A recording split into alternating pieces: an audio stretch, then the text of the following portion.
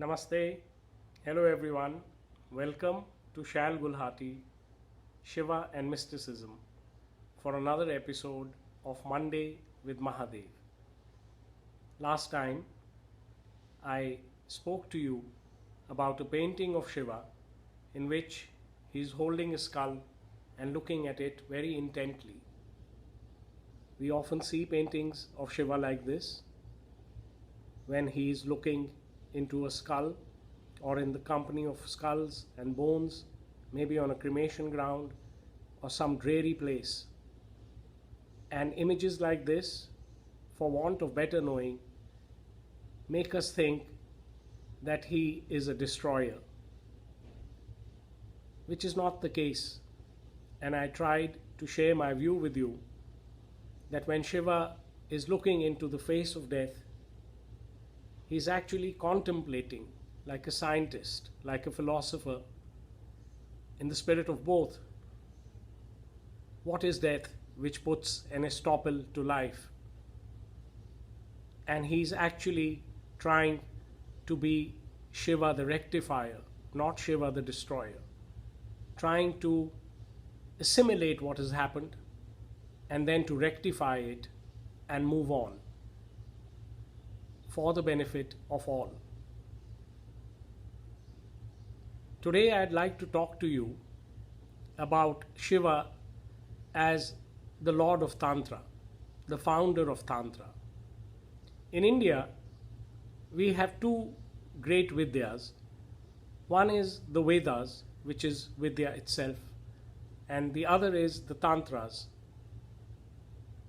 And while we have accepted one fully, which is the Vedas, and it is very respectable, and the end of the Vedas is the Upanishads, which is perhaps the highest thought of spiritual reach that mankind has. On the other hand, we do not talk much about the Tantras, and it's almost a taboo word, an ostracized word.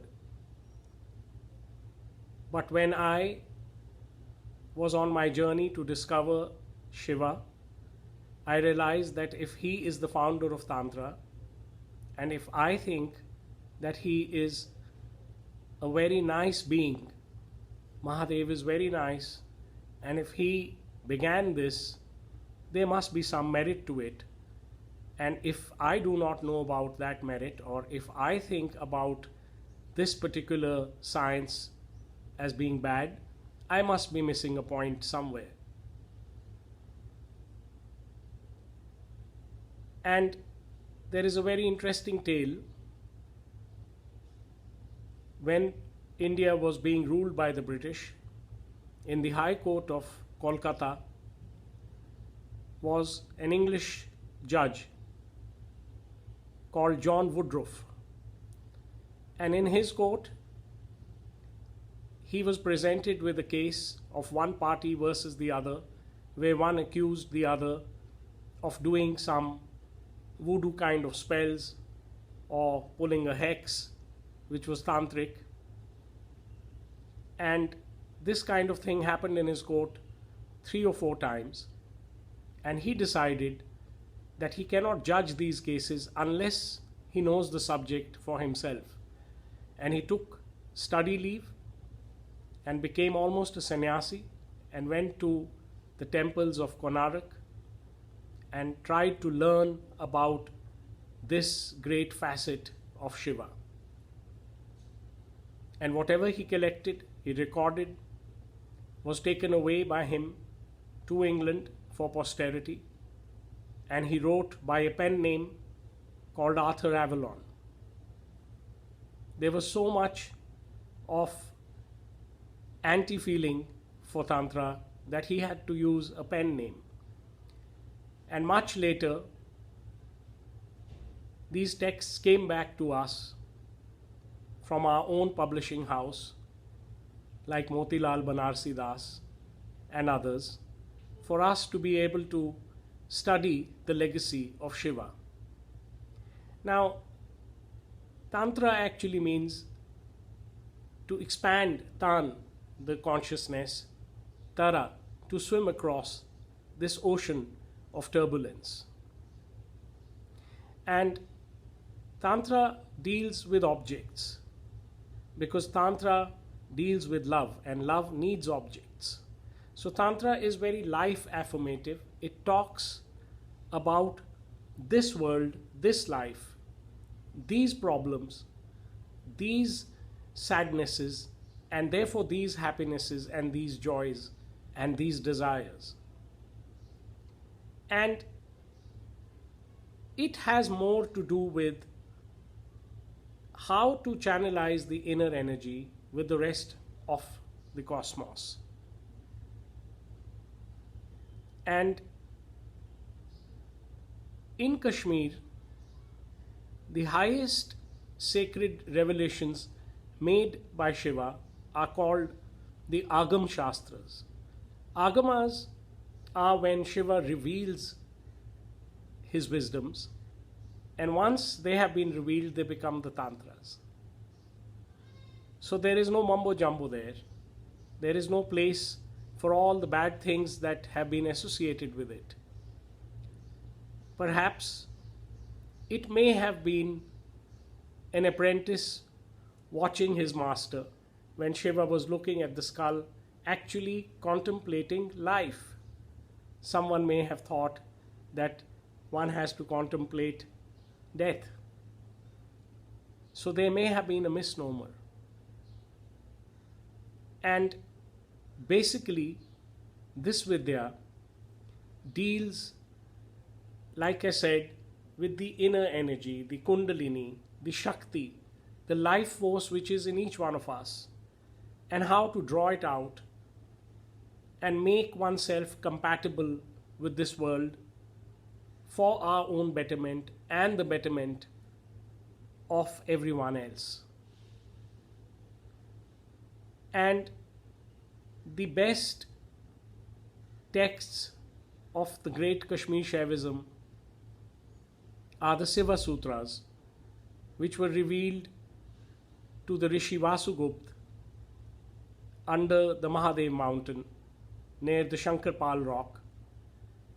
And they are the finest Agam Shastras. And they talk not about how to contrive or how to manipulate or how to go to cremation grounds or any of that stuff. They talk about what is God, what is creation, what is man, how has he forgotten his divine origin, how should he get back, how should he lead a fulfilled life, a life of joy and bliss, and of those simple things we talked about last time: open spaces, nature walks, fresh air, talking to other beings, enjoying other creatures, and so on.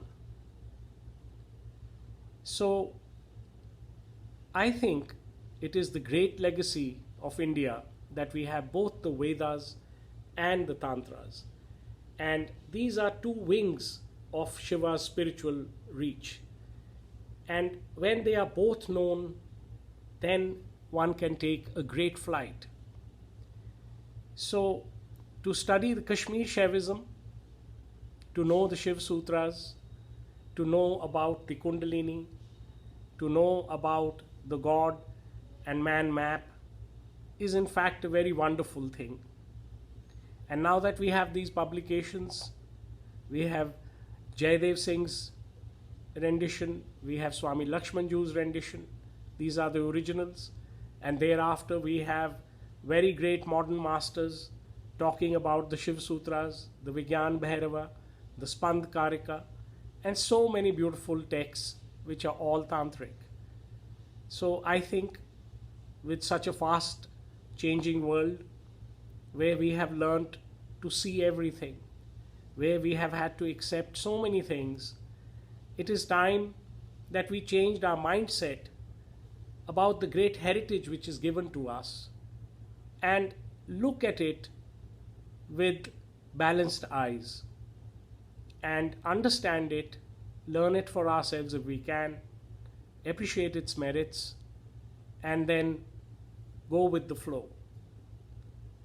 This was my very little take on Shiva as the Lord of Tantra because I did a video talking about him as the Lord of Yoga, which he is. He taught Patanjali Yoga, and we all know it worldwide as Ashtanga Yoga.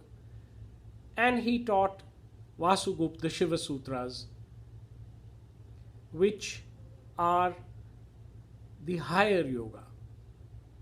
In the Shiva Sutras, there are 4 awakenings, and the one that Shiva taught to Vasugupta began with Shambhavopai, that which comes from Shambhu.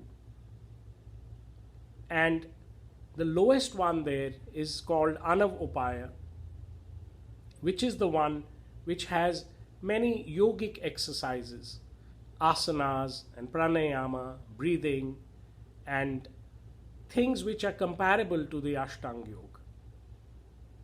So everything is connected. Everything is one harmonious piece. For many years, due to the Leela of God, I think mostly because we were being ruled by an imperial power, one which understood the efficacy and therefore the use or then the misuse of this great Vidya and put it away for some time. But today, we live in a global village. Our problems are common. Our joys are common. Our sadness is common. So our wisdom should be accessible to all once again. And therefore, I would like to tell you again that the Tantras are a great science, a great art of Shiva, and they should be seen in the right perspective. And anyone who wants to take a look into this should study the Kashmir Shaiv Darshan. Om Namah Shivaya.